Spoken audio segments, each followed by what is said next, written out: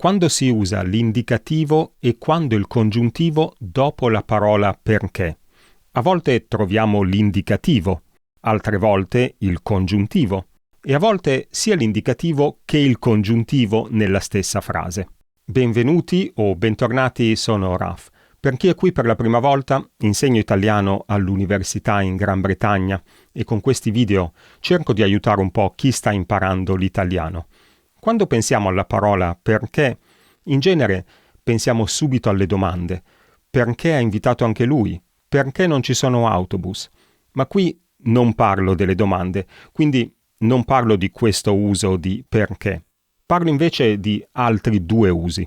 Il primo è l'uso per indicare una causa, quindi in sostanza la risposta a quelle domande. Sappiamo che in italiano, al contrario per esempio dell'inglese o del francese, si usa la stessa parola perché sia nella domanda che nella risposta.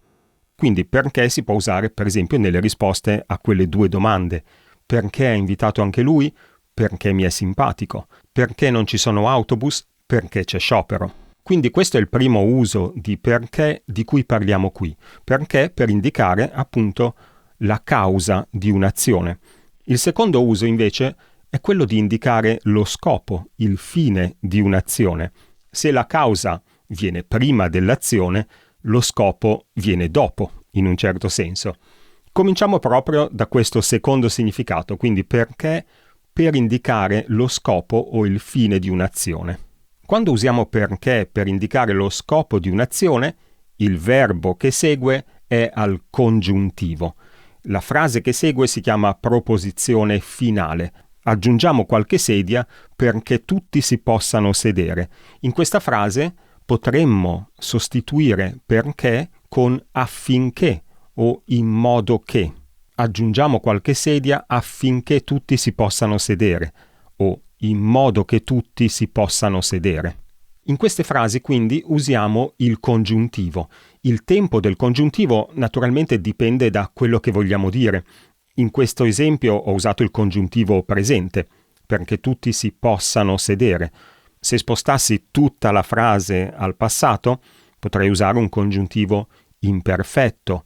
Abbiamo aggiunto qualche sedia perché tutti si potessero sedere. Potrei avere anche un passato nella reggente, cioè nella prima parte della frase, e poi un congiuntivo presente nella proposizione finale. Perché no? Abbiamo aggiunto qualche sedia perché tutti si possano sedere. Quindi il tempo del congiuntivo dipende da quello che vogliamo dire. Ma ci sono un paio di cose che voglio sottolineare su questo uso di perché. La prima cosa che voglio dire è che si usa questa struttura quando il soggetto della reggente è diverso dal soggetto della proposizione finale. Cosa significa? Torniamo al nostro esempio. Abbiamo aggiunto qualche sedia perché tutti si potessero sedere. Ho usato l'esempio al passato, ma è la stessa cosa.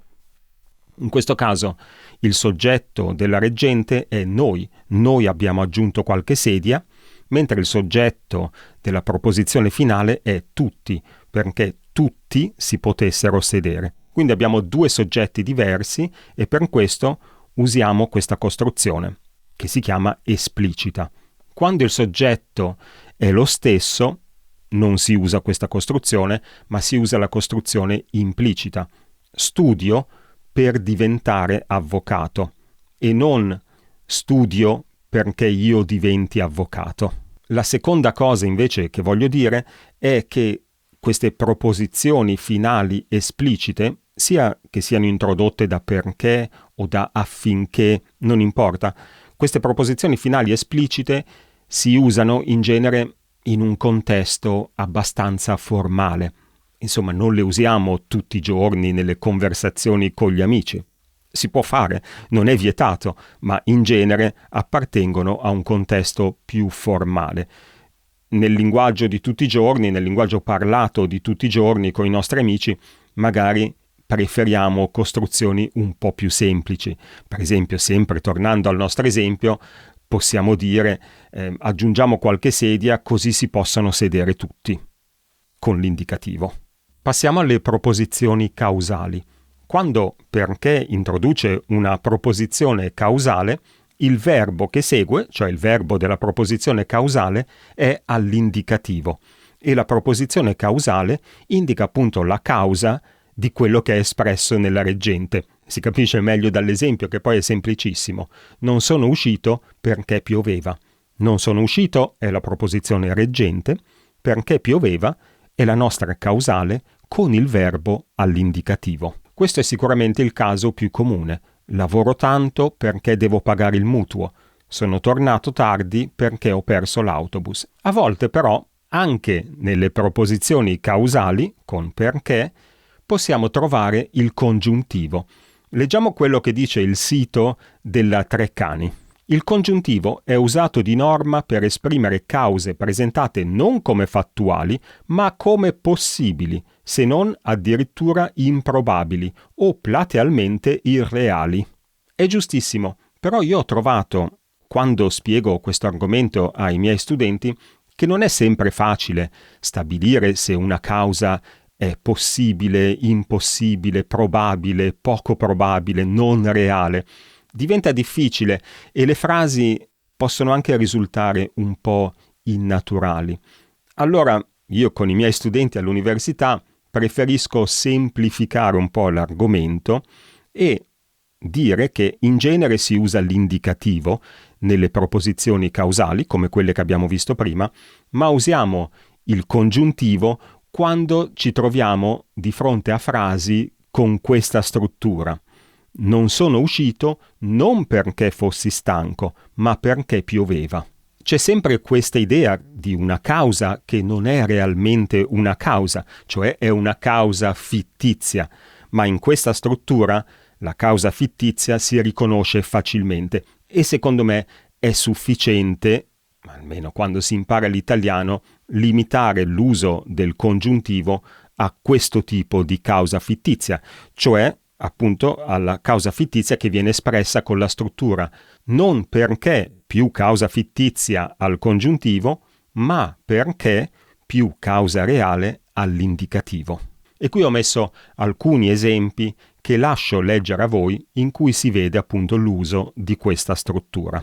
Nell'ultimo esempio si vede che l'ordine è invertito. Prima viene la causa reale all'indicativo e poi quella fittizia al congiuntivo.